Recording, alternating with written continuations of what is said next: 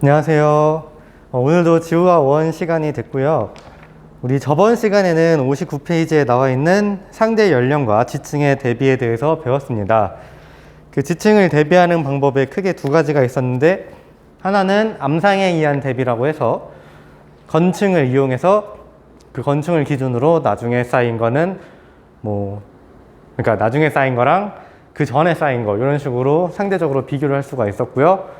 그리고 화석에 의한 대비라고 해서 표준화석을 이용을 했었죠. 그 시대에만 생존했던 생물의 화석을 이용하면 지층을 상대적으로 대비할 수가 있었습니다. 자, 이번 시간에는 교과서 60페이지 내용을 배울 건데요.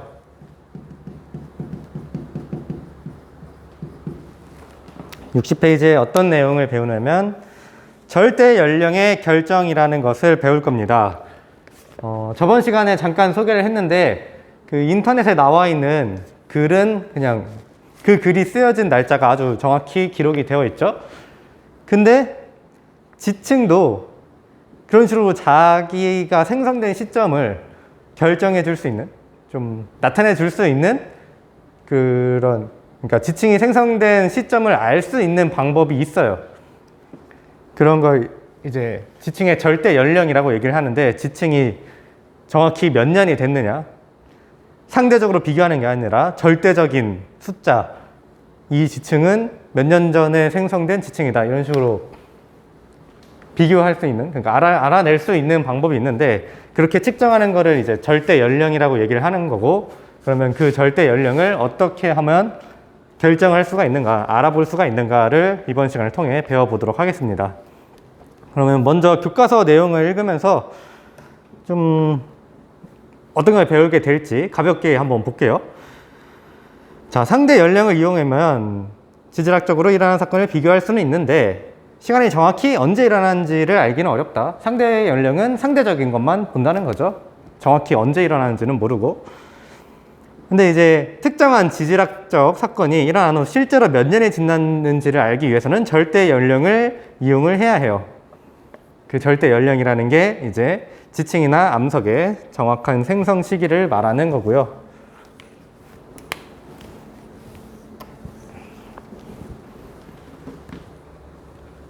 자, 절대 연령이라는 개념이 나오는데,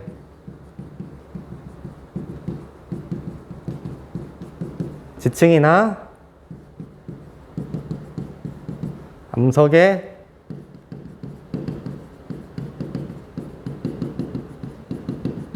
지층이나 암석의 정확한 생성 시기를 우리는 절대 연령이라고 얘기를 합니다. 자, 그래서 다음 읽어보면, 절대 연령을 측정하기 위한 방법은 여러 가지가 있지만 가장 널리 일반적으로 사용하고 있는 방법은 암석에 포함된 방사성 동위 원소의 반감기를 활용하는 것이에요. 그래서 이제 탐구 활동을 통해서 방사성 동위 원소의 반감기를 이해하고 어떻게 측정하는지를 알아보자 라고 하는데, 일단 교과서 내용부터 다 보고 정리하고 탐구 활동도 해볼게요. 아무튼 절대 연령을 측정을 하려면 암석에 포함된 방사성 동위 원소의 반감기를 활용을 해야 된대요. 이때 방사성 동위 원소가 뭔지 여러분들이 좀 어려울 것 같아서 좀 설명을 해주면,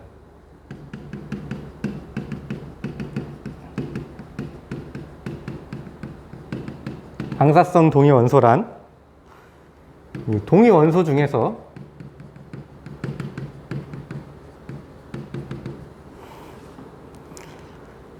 자연적으로 붕괴하여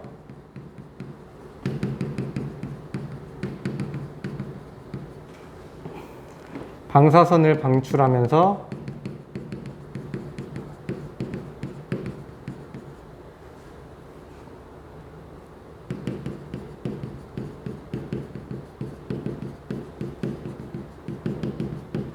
안정한 원소로 변해가는 원소를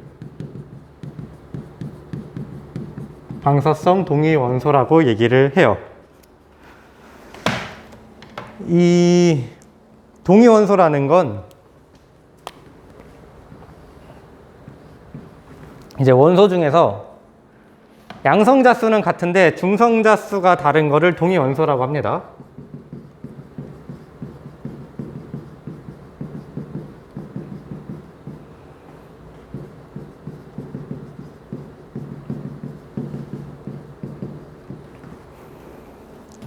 일단 우리가 통합과학 시간에 그 주기율표, 원소 주기율표는 배웠을 거예요. 예를 들어서 뭐가 있을까? 산소는 몇 번 원소죠?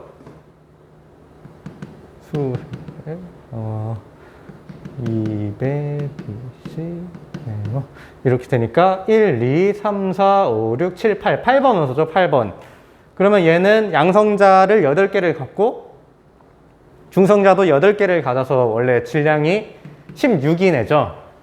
근데 이렇게 양성자 수는 보통 산소랑 똑같이 8개를 갖는데 중성자 수가 다른 애가 있어요. 뭐 중성자 수가 양성자는 8개인데 중성자 수가 9개나 10개인 애들, 그러면 질량 수가 보통은 16인데 17이거나 막 18 이런 식으로 될 수가 있죠. 이런 애들을 이런 애들을 동위원소라고 하는데 이런 애들을 제가 말을 아까 잘못했는데 동위원소라고 합니다. 동위원소. 양성자 수는 같은데 중성자 수가 다른 애들을 동위원소라고 하고, 이런 동위원소들 중에서 일단 얘네들은 불안정해요. 안정한 원소가 되려면 양성자 수랑 중성자 수가 같아야 되는데 중성자 수가 더 많으니까 불안한 상태입니다. 근데 이런 애들 중에 따로 뭐 이런 붕괴하기 위한 힘을 가하지 않아도 자연적으로 지가 알아서 안정한 원소로 되려고 방사선 붕괴를 하면서 방사선을 방출하고 안정한 원소로 바뀌는 애들이 있어요. 그러니까 이런 동위 원소들 중에서 자연적으로 안정한 원소로 되려고 하는 애들, 특히 방사선을 방출하면서 안정한 원소로 되려고 하는 애들, 그런 애들을 방사성 동위 원소라고 얘기를 하는 겁니다. 그래서 얘네들을 반감기를 이용을 하면 암사극이나 지층의 그런 절대 연령을 알 수 있다라는 거고요.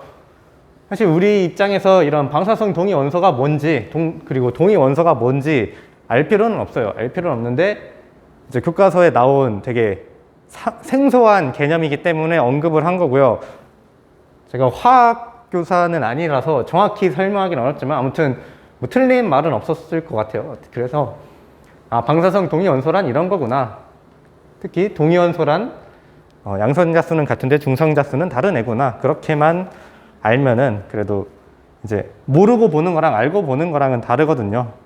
교과서에 나온 이 용어가 뭐에 대한 설명인 거구나 정도 알면 되겠습니다.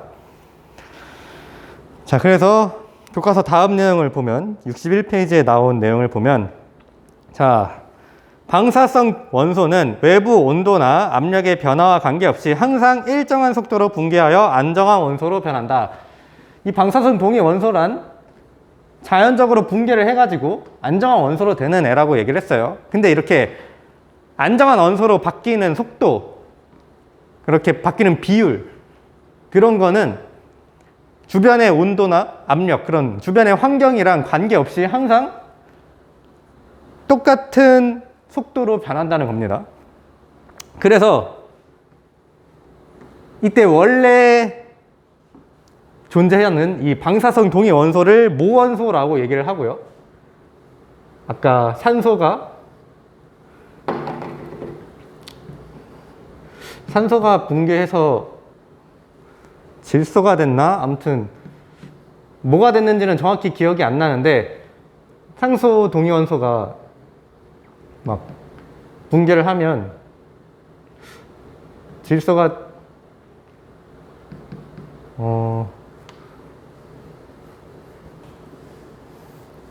뭐가 되는지는 나도 정확히 조사를 해봐야겠지만 아무튼 어떠한 방사성 동위 원소가 붕괴를 해가지고 안정한 원소가 된다고 하면 이 처음에 존재하던 방사성 동위 원소를 우리는 모원소라고 얘기를 하고요. 그리고 안정한 원소로 바뀌어서 새로 생겨난 이 원소를 자원소라고 얘기를 해요. 이제 모원소라는 건 한자에 어미 모자를 쓴 거고 자원소는 아들 자자를 쓴 거겠죠. 처음에 존재하는 얘가 근원인 거고 모원소, 얘로부터 생겨난 이 안정한 원소, 이걸 자원소라고 부른다. 자, 그래서 이때 말하는 반감기라는 거는 모원소가 붕괴하여 그 양이 처음에 절반이 되는데 걸리는 시간을 반감기라고 부릅니다.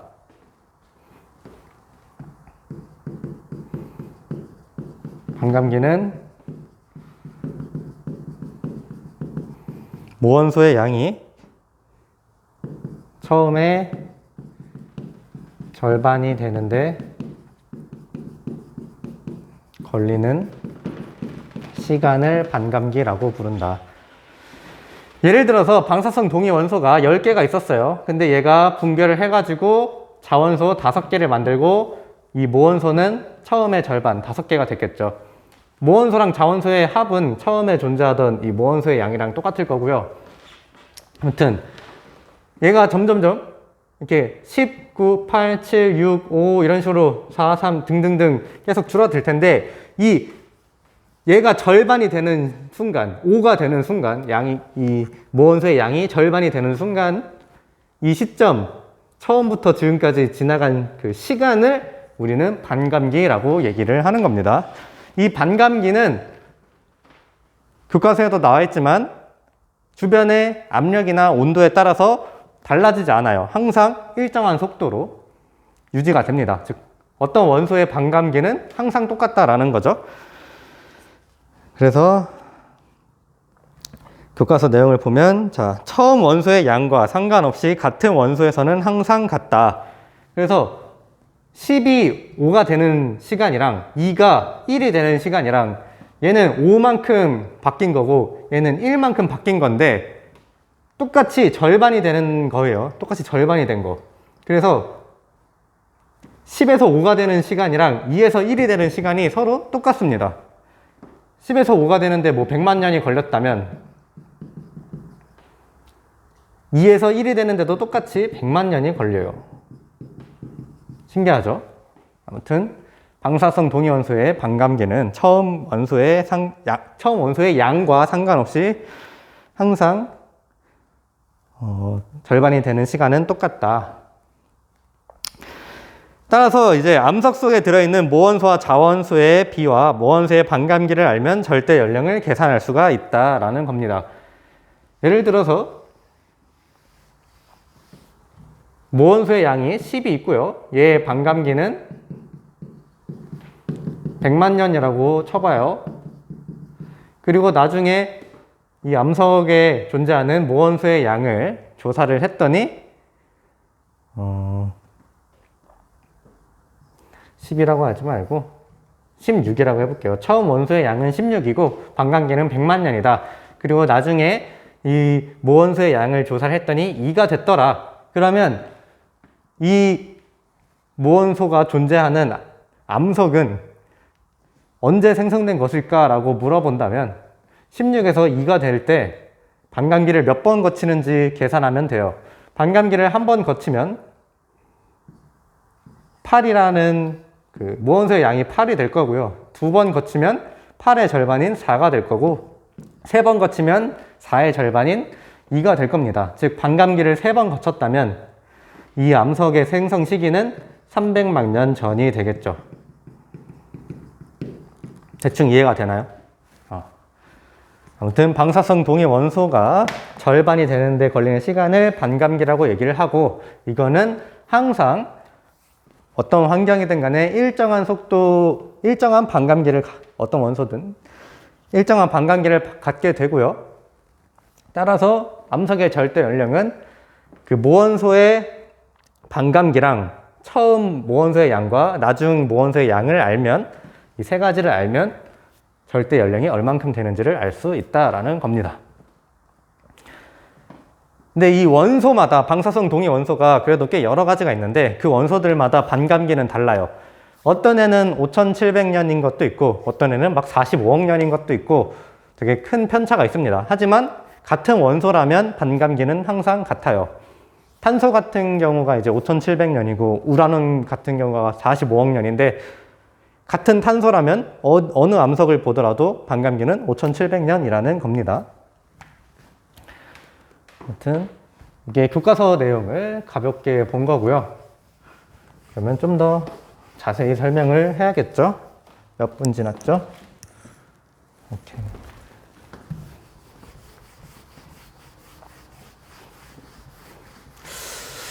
15분 설명을 했는데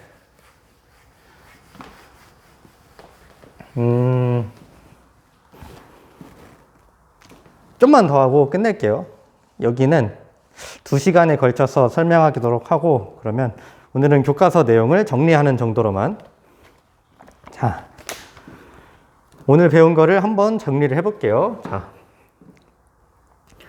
방사선 동위 원소는 다 배웠고 이 방사선 동위 원소를 이용해서 어떻게 할 수가 있는가?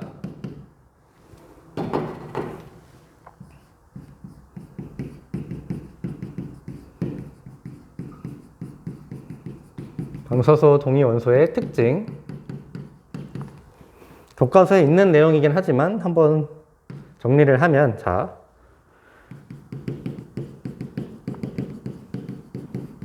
방사선 동위 원소는 온도나 압력 조건과 관계없이 항상 일정한 비율로 붕괴를 합니다. 주변 환경 그런 거와 관계없이 항상 일정한 속도로 붕괴를 한다는 얘기고요. 자, 그리고 모원소와 자원소라는 걸 갖게 돼요. 이 방사선 동위 원소는. 모원소라는 건 말 그대로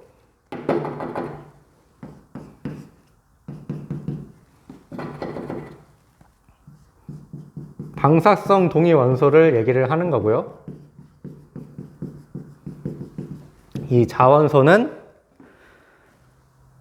방사성 동위 원소가 붕괴하여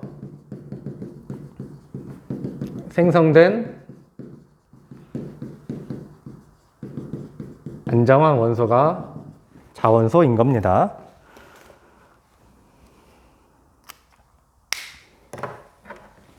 자, 그리고 반감기란 무엇이냐?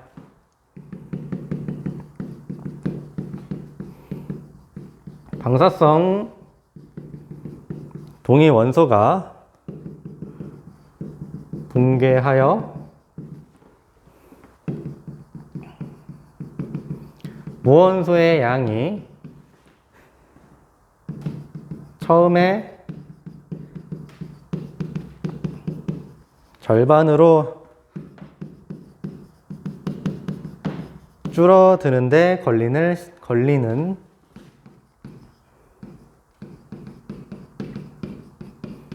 시간을 반감기라고 얘기를 하고요. 이때 시간이라고 얘기를 하고 반감기는 원소에 따라서 특정한 값을 갖게 됩니다.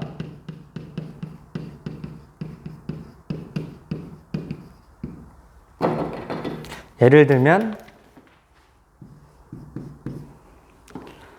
탄소 동위원소 14번, 그러니까 질량수가 14인 이 탄소 동위원소는 반감기가 약 5,700년이에요.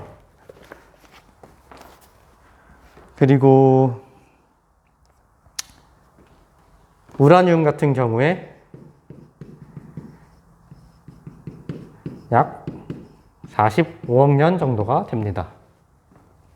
이렇게 각각 방사성 동위 원소들마다 반감기가 다르지만 그 원소가 같다면 항상 일정한 값을 갖게 된다. 이 정도로만 정리를 하고요. 그러면 다음 시간에는 여기 60페이지랑 61페이지에 나와 있는 탐구를 잠깐만요. 진도가 애매해가지고